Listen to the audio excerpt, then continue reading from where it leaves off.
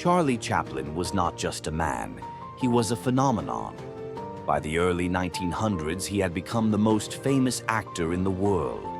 His silent films brought joy to millions, and his iconic character, the Tramp, was instantly recognizable. With his tiny mustache, bowler hat, baggy pants, and oversized shoes, he could make the world laugh without saying a single word. People adored him. They copied his walk, his expressions, even his signature cane twirl. Across the world, fans dressed up as Chaplin, trying to capture his magic. It was no surprise that one day a small town in California decided to hold a Charlie Chaplin lookalike contest. Posters were put up. The rules were simple. Contestants had to dress as the Tramp and act like Charlie Chaplin. They had to walk like him, move like him, and even perform a short comedy routine.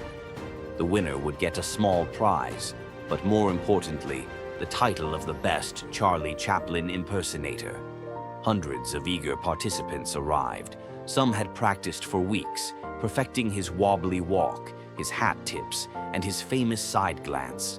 They added their own exaggerated twists, hoping to impress the judges. The competition was intense, but then something unexpected happened. The real Charlie Chaplin entered the contest. No one knew. He had heard about the event and, being the playful genius he was, decided to test something.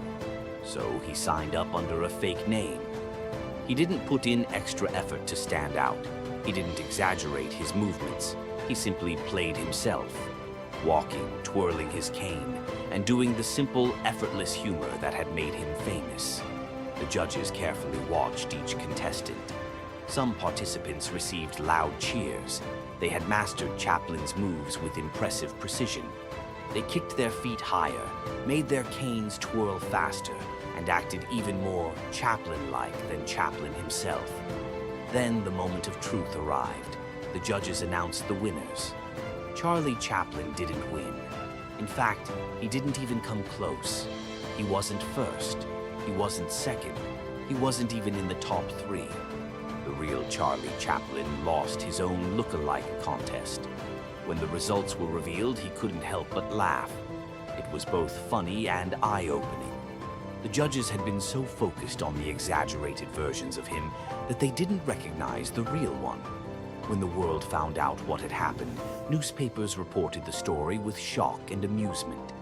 How could the real Chaplin lose at being himself? But deep down, this moment revealed something important. People often chase copies, missing the value of true originality. The lesson: be yourself even when the world wants a copy. Charlie Chaplin's loss in that contest teaches a powerful lesson. Authenticity isn't always recognized immediately.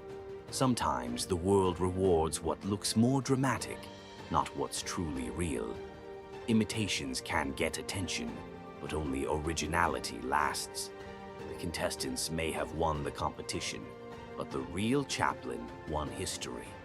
Don't let outside opinions define you. Just because people don't see your value right away doesn't mean you're not special. Charlie Chaplin didn't need a contest to prove who he was. His legacy was far greater than any trophy. And that's true for all of us. No matter what you do in life, don't try to become a copy of someone else just to get recognition. Instead, be yourself. Because in the end, originality is what truly stands the test of time. If you enjoyed this story, please consider subscribing.